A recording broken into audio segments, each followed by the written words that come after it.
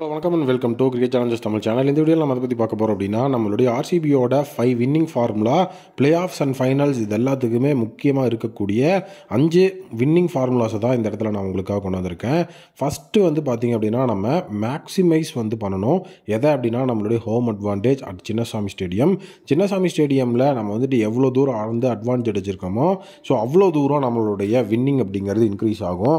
ஏன் bro home டீம்னா home கிரவுண்டில் எப்போவுமே அட்வான்டேஜ் தானே இருக்கும் அப்படின்னு நீங்கள் நினச்சி ஆர்சிபிக்கு அது இல்லை. ஆர்சிபிக்கு ஹோம் அட்வான்டேஜ் இல்லை, ஹோம் ஸ்ட்ரகிள் தான் இருந்திருக்கு.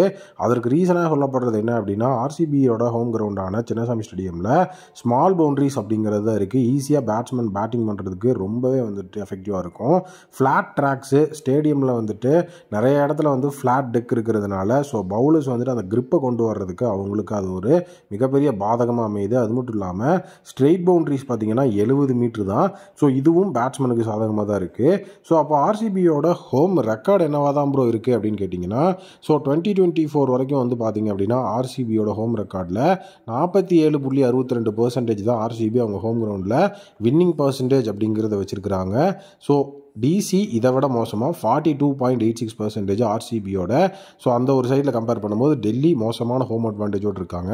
பட் ஆர்சிபி 50% கூட இல்லாமல் இருக்கிறது ஒரு மிகப்பெரிய விஷயமா இருக்குது. ஸோ ஐபிஎல் 2024 பொறுத்த வரைக்கும் ஆர்சிபி ஒரு ஒஸ்ட் ஹோம் ரெக்கார்டு அப்படிங்கிறதையும் பண்ணாங்க. 3 ஹோம் மேட்சஸ் விளையாண்டு ஒரே ஒரு மேட்சை தான் வின் பண்ணாங்க. ஸோ மொத்தமாக வந்து பார்த்திங்க அப்படின்னா 80 ஹோம் மேட்ச்சில் ஸோ அவங்க சைடில் வந்து பார்த்திங்க அப்படின்னா 40 வின் தான் இருக்குது. ஸோ அது ஒரு முக்கியமான விஷயம். ஸோ இதில் வந்து ரிசல்ட்ஸ் இதெல்லாம் கனெக்ட் பண்ணும்போது பார்த்தீங்கன்னா வெறும் 47% தான் அவங்களுடைய அந்த ஒரு அட்வான்டேஜாக இருக்குது. ஸோ இந்த தடவை வந்துட்டு ஹோம் அட்வான்டேஜை மேக்ஸிமைஸ் பண்ணணும். அதுதான் ஃபஸ்ட்டு வின்னிங் ஃபார்முலா. நெக்ஸ்ட்டு வந்துட்டு ஸ்லோவர் ட்ராக்ஸ் அப்படிங்கிற அந்த ஒரு விஷயம் இருக்குது. இப்போ சென்னை டெல்லிலாம் பார்த்தீங்கன்னா ஸ்லோவர் ட்ராக்ஸ் தான். ஸ்பின்னர்ஸை யூட்டிலைஸ் பண்ண கற்றுக்கணும். ஸோ ஆல்ரவுண்டர்ஸை எஃபெக்டிவாக யூஸ் பண்ணி ஸ்பின்னர்ஸை ரொம்ப நீட்டாக வந்து யூஸ் பண்ணணும் அப்படின்னா ஸ்லோவர் ட்ராக்ஸ்க்கு நம்ம டீமை நம்ம அடாப்ட் பண்ணிட்டோம் அப்படின்னாலே ஒரு மிகப்பெரிய விஷயம் அங்கே முடிஞ்சதுன்னு அர்த்தம். ஏன்னா ஸ்லோவர் ட்ராக்ஸில் வந்துட்டு பவுலர்ஸ் வந்து அந்த இடத்துல வந்து சேலஞ்ச் அக்செப்ட் பண்ணி பெர்ஃபார்ம் பண்ணி நீட்டாக வெளியே வந்துட்டாங்க அப்படின்னா அடுத்து வரப்போகிற எல்லா சேலஞ்சஸையும் ஈஸியாக அவங்களால வந்துட்டு ஏபிள் பண்ணி கொண்டு வர முடியும். இந்த மாதிரியான ஸ்லோவர் ட்ராக்ஸில் நமக்கு வந்து பார்த்திங்கன்னா ஆல்ரவுண்டர்ஸோட அந்த ஒரு சப்போர்ட்டும் ஸ்பின்னர்ஸோட சப்போர்ட்டும் ரொம்ப முக்கியம். ஸோ ஸ்பின்னர்ஸ் அப்படிங்கிற அடிப்படையில் வந்து பார்த்திங்கன்னா ஸ்வப்னில் சிங்கு, லியாம் லிவிங்ஸ்டன், அதுக்கப்புறம் வந்து பார்த்திங்க அப்படின்னா சுயா சர்மா, குர்னல் பாண்டியா, ஸோ இவங்களாம் அந்த ஸ்பின்னர்ஸ் அப்படிங்கிற க்ரைட்டீரியா இருக்காங்க. ஸோ இதுலேயே வந்து பார்த்திங்க அப்படின்னா நமக்கு ஆல்ரவுண்டர்ஸ் அப்படிங்கிறதுல பார்த்திங்கன்னா லியாம் லிவிங்ஸ்டன், அதுக்கப்புறம் வந்துட்டு நம்மளுடைய ஸ்வப்னில் சிங்லாம் குர்னல் பாண்டியாவோட சேர்ந்து ஆல்ரவுண்டர்ஸ் அப்படிங்கிற அந்த சுச்சுவேஷனில் இருப்பாங்க.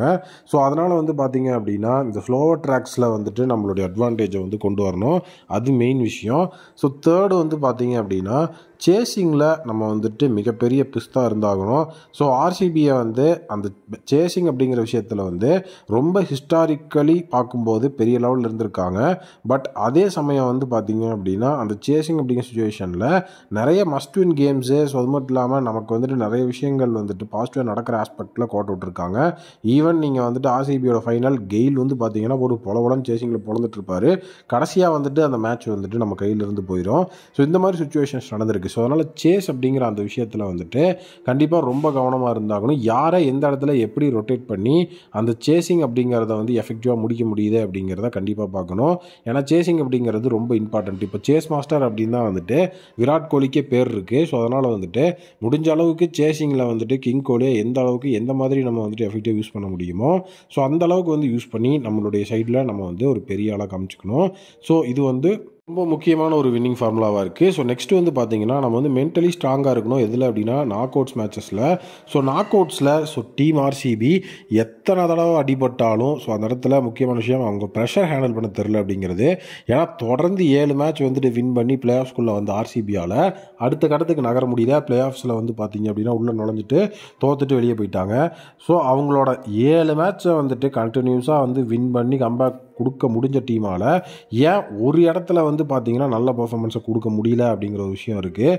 ஸோ அதுதான் வந்து ப்ரெஷர். ஸோ அந்த ப்ரெஷர் அப்படிங்கிறதே நம்மளுடைய லாஸுக்கு முதல் படியாக போயிடும்.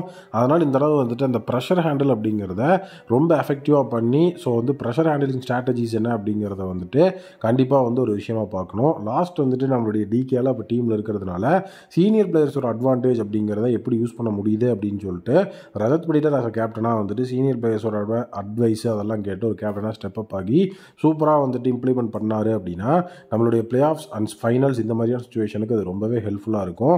ஏன்னா ரஜத் படிட்டரோட கேப்டன்சி மத்திய பிரதேஷுக்கு சூப்பராக இருந்ததுனால தான் அவர் கேப்டனாக எடுத்தோன்னு டிகேலாம் சொல்லியிருக்கிறாரு. ஸோ அந்த அளவுக்கு அவருக்கு சப்போர்ட் இருக்கிறதுனால அவங்க வாய்ப்பெல்லாம் கேட்கலாம்.